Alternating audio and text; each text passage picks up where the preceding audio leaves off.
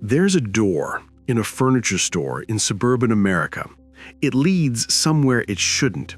And once you walk through it, the geometry stops making sense.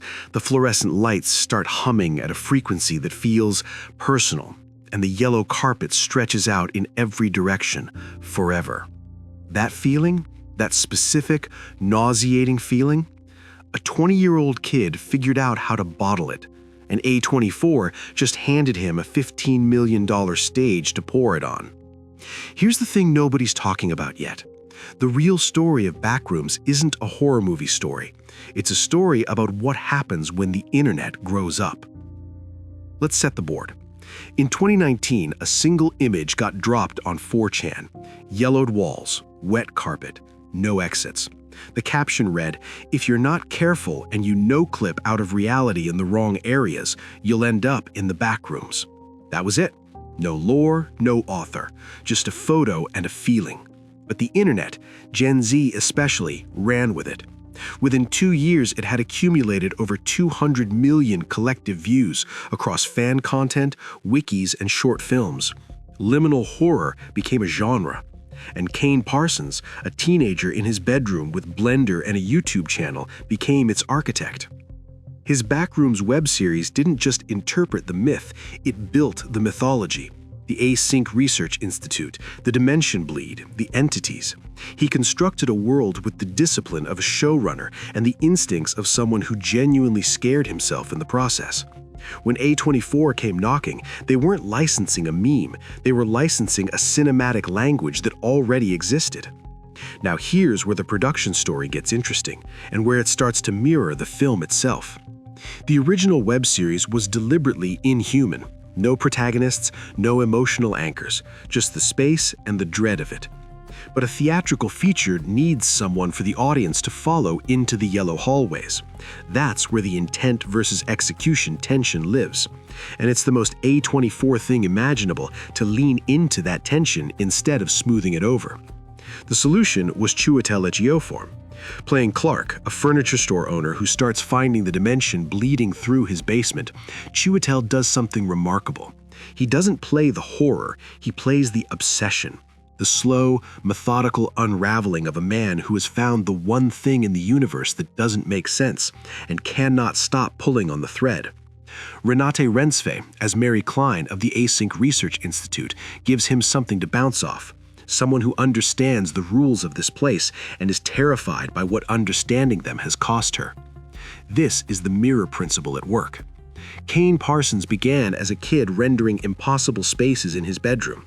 Now, at 20, the youngest director in A24 history, he's navigating the impossible spaces of a major studio shoot on physical sets in Vancouver, trying to stay true to a vision that was never supposed to have a budget.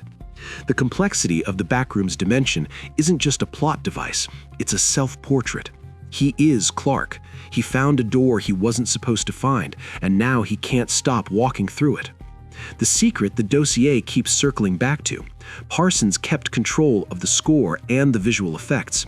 A 20-year-old, first feature, Oscar-nominated cast, and he still has final say on the two elements that define whether a Backrooms film feels like Backrooms.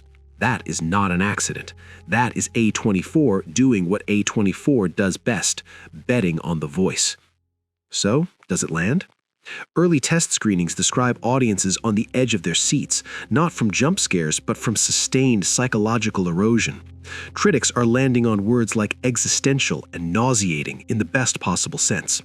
The analog horror purists who feared a Hollywood dilution of the 4.3 aesthetic, they're reporting that the fluorescent hum, the acid yellow color grade, the eerie negative space, it all made the translation. The feelings survived the budget. The complaints are exactly what you'd expect, and they're actually a good sign. Some audiences want more creature encounters. Some find the pacing demanding. Those are the exact same complaints people make about Hereditary, about The Witch, about every A24 horror film that gets reevaluated 2 years later as essential. What's genuinely striking is how the film works for people who've never seen a single Kane Parsons video. It doesn't require the lore. The mystery box is its own entry point. That's the structural achievement, and that's what separates this from every phased internet to film adaptation that came before it. If you're the kind of person who watches a movie twice just to figure out what it was really about, you're going to want to stay close to this one. Backrooms is going to be remembered as an inflection point, not just for horror, for the entire conversation about what happens when digital native creativity meets institutional cinema. The analog horror subgenre has been building for years on YouTube, on Reddit, in comment sections and fan wikis and Discord servers. It has been waiting for someone to walk it through the door into something permanent. Kane Parsons just kicked that door open. The film opens May 29th. The projections are a floor of 70 million worldwide, a ceiling that reaches towards 200 if general audiences catch the wave. But honestly, the box office almost doesn't matter, because Backrooms has already done the thing that matters most. It took a feeling, that specific, wordless, wrong feeling of a space that shouldn't exist, and made it real enough to sit in a theater and share with a stranger. The scariest things were never the monsters. They were always the empty rooms that felt like they were waiting for you. The only question left, and I mean this genuinely, is whether you've ever found a door you weren't supposed to find, and what you did next.